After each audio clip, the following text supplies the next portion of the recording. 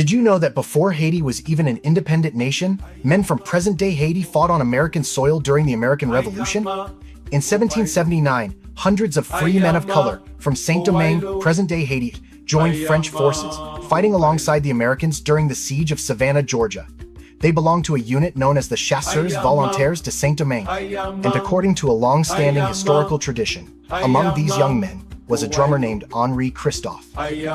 Remember that name, because Henri Christophe would later become one of the leaders of the Haitian Revolution and eventually King Henri I of Haiti. The tradition connecting him to the battle remains an important part of the story surrounding the Saint-Domingue volunteers.